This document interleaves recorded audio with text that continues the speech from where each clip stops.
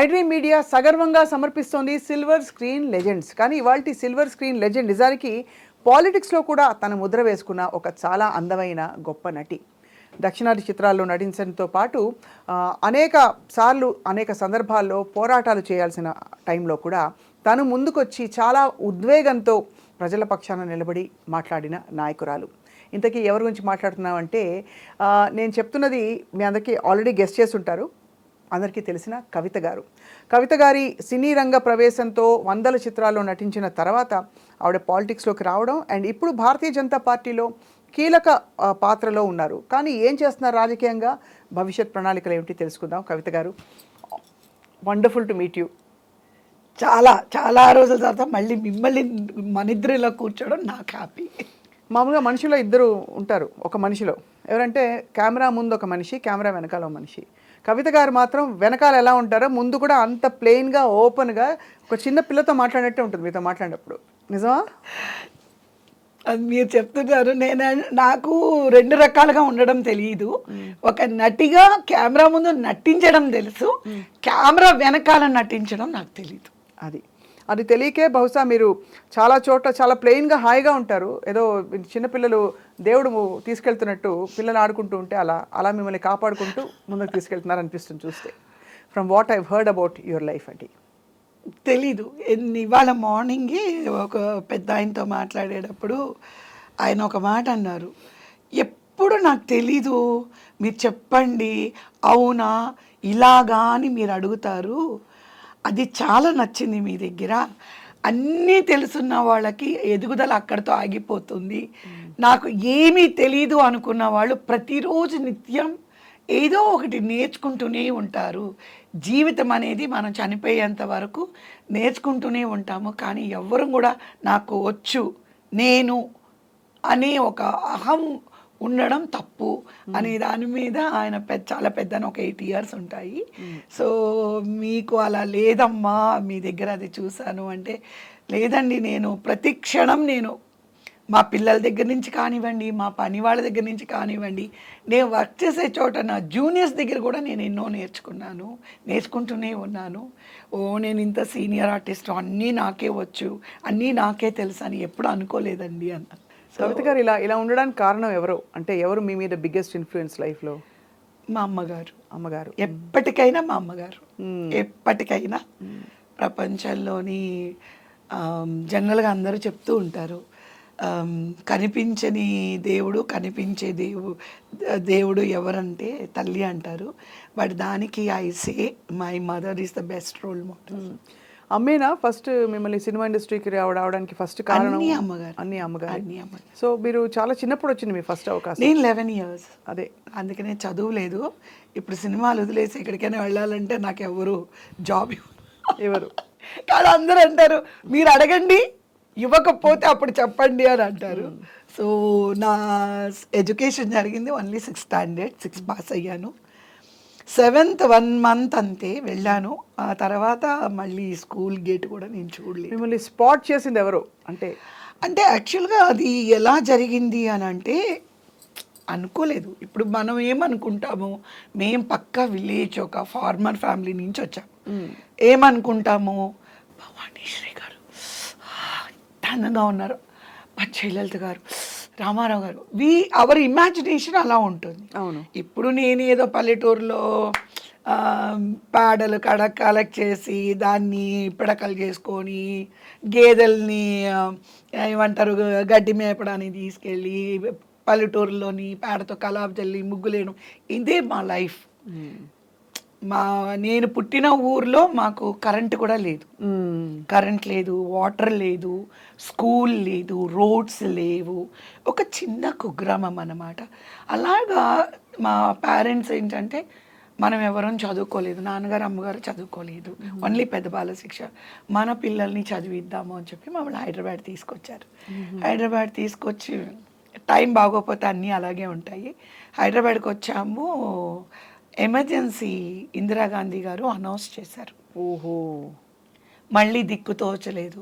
So మా compound చిక్కడపల్లిలో ఉండేవాళ్ళం. మా కాంపౌండ్లో ఉన్నవాళ్ళు అప్పుడు నేను మాతపాటి హనుమంతరావు గర్ల్స్ స్కూల్లో జాయిన్ చేశారు. కాంపౌండ్లో ఉన్న వాళ్ళందరూ ఆంజనేయులు, మనం చెన్నై వలస వెళ్ళిపోదామని చెప్పి ఒక 10 ఫ్యామిలీస్, ఇది ప్రిజనర్స్ని పంపిస్తారు చూడండి, అంటే ట్రైన్లో ఒక ప్లాట్ఫామ్ లాగే ఉంటుంది అంతే, దాంట్లో మీ బట్టలు మూట మాత్రం పెట్టుకొని వాళ్ళు గూడ్స్ బండి అనమాట అది. మీ వెంట అరౌండ్ 18 days ట్రావెల్ చేశాం. నవ్వకండి, నేను ఏం చెప్తున్నానండి, చెప్తుంటే అసలు షాకింగ్. 18 days we travel. వాడు ఎక్కడ ఆప్ చేస్తే వాళ్ళు ఇష్టం 2-3 hours అంటే పాపం మా అమ్మగారని కదా, అక్కడ ఉన్న మేము వెళ్ళిన వాళ్ళందరూ, నాన్నగారు అందరూ మొత్తం ఫ్యామిలీ 10 ఫ్యామిలీస్. 10 ఫ్యామిలీస్ మీరు ఎక్కి గూడ్స్ బండి ఎక్కి 18 రోజుల పాటు ప్రయాణం చేశారు చెన్నైకి. మద్రాసు అంటారు అప్పుడు. ఎక్కడ ఆపితే అక్కడ ఇంకా కిరసనాయిల్ స్టవ్ తీసుకోవడము, ఏదో కొంచెం ముద్దపప్పు కొంచెం అన్నం వండి అది తినడము, ఇంకా ఏదో అలాగా స్నానాలు గీనాలు ఏదైనా ప్లాట్ఫామ్లో ఆగితే చేయడం, ఏదో we struggled and I was two small anyway. Struggle when to Chennai వెళ్ళి రంగరాజపురం వెళ్ళాము. అది మాకు తెలీదు అదంతా సినిమా వాళ్ళ ఏరియా అని, బట్ అక్కడ అద్దెకి తీసుకుని 30 rupees మా ఇంటి అద్దె. అక్కడ ఏంటంటే బేబీ రాణి అని ఒక చిన్న బేబీ ఆర్టిస్ట్ ఉండేది, తెలుసు, వాళ్ళ నాన్నగారు అలాగే 10 portions కట్టారు, 1 room portions. మీరు పడుకోవాలంటే 6 బయట పడుకోవాలి, just you can keep your things, అంటే ఒక బాత్రూమ్ సైజు ఉంటుంది రూము, అలాగ ఒక 10 houses అన్నమాట. అలాంటి ఇంట్లో ఉన్నాము. అది సినిమా వాళ్ళ ఏరియా కావడం వల్ల అందరు ఇంకా మీకు తెలుసుగా మాట్లాడుకుంటారు, ఏంటండి మీరేంటి హైదరాబాద్ నుంచి వచ్చారా, ఓకే ఆంజనేయులు గారు అది ఇది అని. సో పక్కన ప్రొడక్షన్ మేనేజర్స్ వాట్ ఎవర్ అందరూ ఉండి, ఒకరోజు నన్ను మా నాన్నగారితో ఆయన మాట్లాడుతున్నారు, సడన్గా ఆంజనేయులు నీ కూతురా అని అడిగారు. అప్పుడే గవర్నమెంట్ స్కూల్ శారదా విద్యాలయంలో చదువుకున్నాను. అప్పటికే కొంచెం మామూలు హైట్ అది వచ్చి ఐ వాజ్ అరౌండ్ 10 years. చిన్నపిల్ల అప్పుడు, మరి 6th standard చదువుతున్నాను already. I was in 6th standard. So అంటే యూనిఫామ్ అది ఏముండదు, ఫుల్గా నూనె రాసుకొని ఇంత పెద్ద జడ కట్టుకొని, ఇంకా అస్సలు పక్క ఎర్ర బస్సు దిగు అలా ఉంటా కట్టు నిండా కాటుక ఇంత పెద్ద పొట్టు అలాగనమాట. చూస్తేనే తెలిసిపోతుంది అబ్బా ఏదో ఏ తాడేపల్లి కూడా మా భీమవరం నుంచి వచ్చింది అని అలాగా. So okay what ever it is, that was our family way of leading life. చూసి అవును మా అమ్మాయే అన్నారు. ఎందుకు అంటే చాలా బాగుంది అయ్యా, చాలా ఆర్టిస్టిక్ లక్షణాలు ఉన్నాయి అని నేను ఇప్పుడు చెప్తున్నాను, అప్పుడు మా నాన్నగారు ఏమి నాతో చెప్పలేదు. అంటే మా నాన్నగారు నవ్వేసి ఊరుకున్నారు. మళ్ళీ మరుసటి రోజు వచ్చి రేపు మీ అమ్మాయిని స్కూల్కి పంపించొద్దు, 11 సంవత్సరాల అమ్మాయి కోసం మేము చూస్తున్నాము, ఊరికే మనం కవితని ఆడిషన్కి తీసుకెళ్దాము అని అడిగారు ఆయన. మా అమ్మ మా నాన్నగారు ఈడేదో పిచ్చోళ్ళలాగా ఉన్నాడు, మనం ఊరు వచ్చాము, అసలు వీడు మనల్ని తీసుకెళ్ళి ఎక్కడ తీసుకెళ్తాడు, ఏం చేస్తాడు, అసలు సరిగ్గా దాన్ని చూసాడా లేదా, బక్కగా ఎముకలు గూడుతో ఉంది, అది నల్లగా, నా కూతురు ఇంత దరిద్రంగా ఉంది, ఇంత చండాలంగా ఉంది, అసలు హీరోయిన్స్ అంటే ఎంత అందంగా ఉంటారు, నా కూతురు హీరోయిన్ అంటాడేంటి అని అంటే మా నాన్నగారు పోనీలే అడిగాడు కదా వెళ్దాము అని చెప్పి తీసుకెళ్ళారు. తీసుకెళ్ళి ఏడుపు నేను రాను అని. ఎందుకంటే వాళ్ళంతా అందంగా ఉంటారు అందరూ, నేను ఇలా ఉన్నాను, నన్ను మీరు తీసుకొని వెళ్ళి అవమానిస్తున్నారు అక్కడికి అంటే. అరౌండ్ 700 to 800 అమ్మాయిలకి ఆడిషన్ జరిగింది వాసు స్టూడియోస్లో. వావ్, చెన్నై 700-800 అమ్మాయిల మధ్య 700 to 800. మీకు అర్థమవుతున్నా ఏం జరుగుతుంది ఆ టైంలో? ఏమీ తెలియదు, ఊరికే అమ్మవాళ్ళు ఏదో తీసుకెళ్ళారు. ఫస్ట్ టైం క్యూ వేరే రేషన్ షాప్లో లాగా క్యూ, అందరికీ ఒక కుర్చీస్ బంచ్ బై బంచ్ 100 గర్ల్స్, తత్మా గర్ల్స్ అంతా ఊరికే చెట్ల కింద కూర్చొని మేకప్ రూమ్స్లో అట్లా ఉన్నాం అనమాట. నా టర్న్ వచ్చేటప్పటికి మార్నింగ్ 6 o'clock తీసుకెళ్లారు, నా టర్న్ నైట్ 8 o'clock వచ్చింది. మనం పెట్టుకొని ఉన్నాను.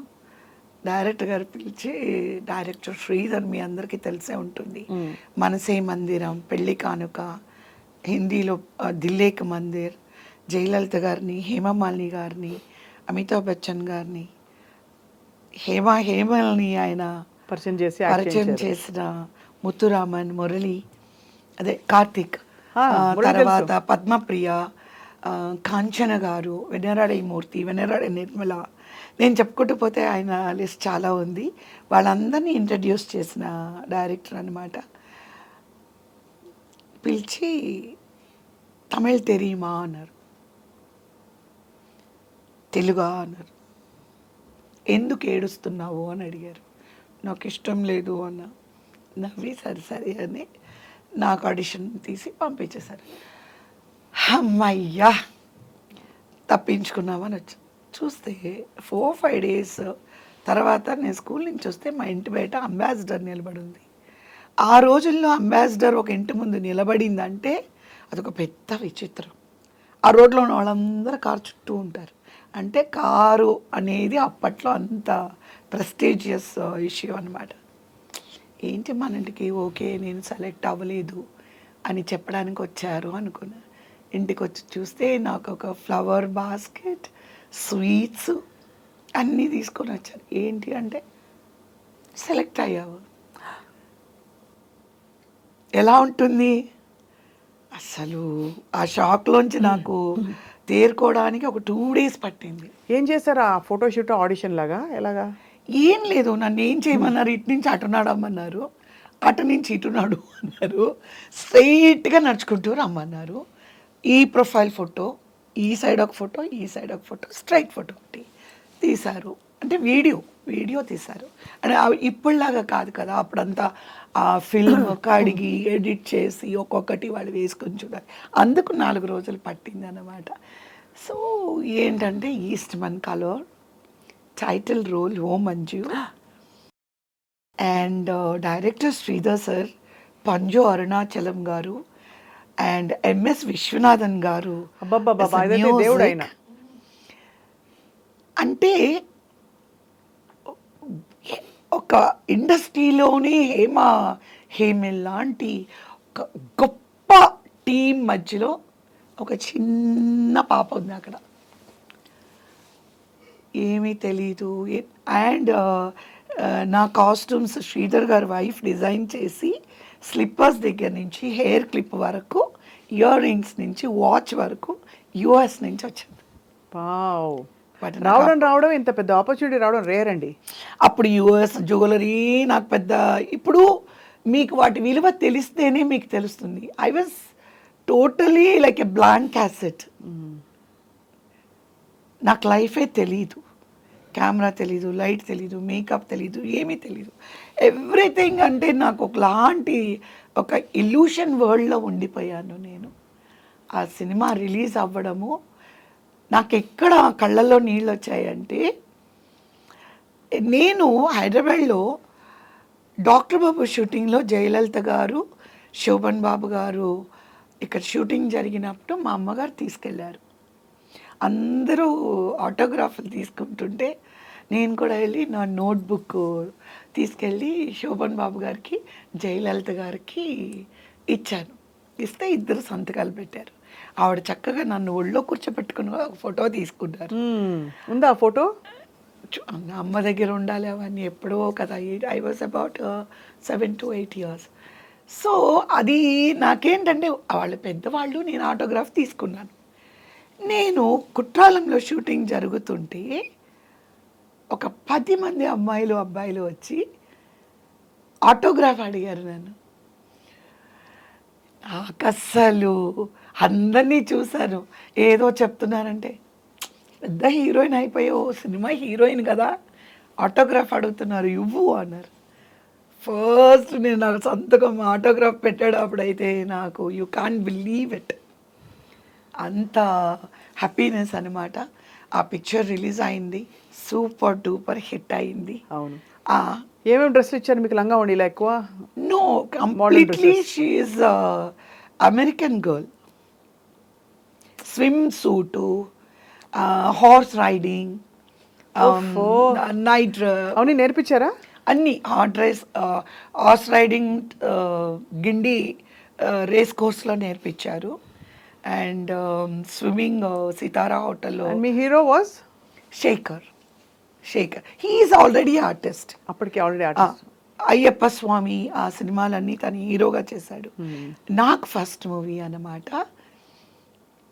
జయలలిత గారు చర్చ్ పార్క్లో చదివారు అని చెప్పి నాకు ఆ చర్చ్ పార్క్ యూనిఫామ్ వేశారు. అదృష్టం ఏంటంటే మా పిల్లలు అదే స్కూల్లో చదవాలి అని చెప్పి అదే యూనిఫామ్ వేసుకోవాలి అని చెప్పి మా ఇద్దరు పాపల్ని నేను చర్చ్ పార్క్లోనే చదివించాను. 14 years ఓ మంజులో నేను వేసుకున్న యూనిఫామ్ మా ఇద్దరు డాటర్స్ 14 years వేసుకున్నారు. That was my life ambition. And అక్కడ భాష మరి లాంగ్వేజ్ డైలాగ్స్ అవి డైలాగ్స్ తెలుగులో రాసుకునేదాన్ని, చెప్పేదాన్ని. మీకు చెప్పాల్సింది ఒకటి ఉంది, ఈ రోజులకి ఆ రోజులకి తేడా ఏంటనేది. నన్ను శ్రీధర్ గారి ఇంటికి పిలిపించి డబ్బింగ్ నువ్వే చెప్పాలి అన్నారు. అంటే ఏంటండి అని అడిగా. అదే కదా, నీ గొంతు నువ్వు ఇవ్వాలి, షూటింగ్లో నువ్వు మాట్లాడినవన్నీ తమిళ్లో నువ్వే చెప్పాలి. సార్ అక్కడే నాకు ప్రాణం పోయి మాట్లాడాను. నాకు పొట్ట కోస్తే ఒక అక్షరం ఒక్క రాదు. నేను ఎలాగండి మాట్లాడగలను నువ్వు మాట్లాడగలవు. అప్పుడు పి వాసు గారు అసిస్టెంట్ డైరెక్టర్. సరే పి వాసు గారు Santhana Bharathi is one of the top director, అప్పుడు ఆయన కో డైరెక్టర్. వాళ్ళిద్దరు వచ్చి మేము నేర్పిస్తాము అని చెప్పి 1 month డబ్బింగ్ చెప్పాను. My own voice. ఎంత వాళ్ళ ఓపిక్కి మీ ఓపిక్కి రెండింటికి జోహార్లు. ఎందుకంటే మామూలుగా తోసిపడేస్తారు కదా, ముడిచిడు ఇంక వెళ్ళానే ఇంక కొండవా ఇంగుళ వీళ్ళని తీసుకురండి, వీళ్ళు కాకపోతే వాళ్ళు అలా అలా ఉండే పరిస్థితుల్లో అంత పర్టికులర్గా ఆయన చెప్పారంటే ఏంటో కారణం ఉంటుంది.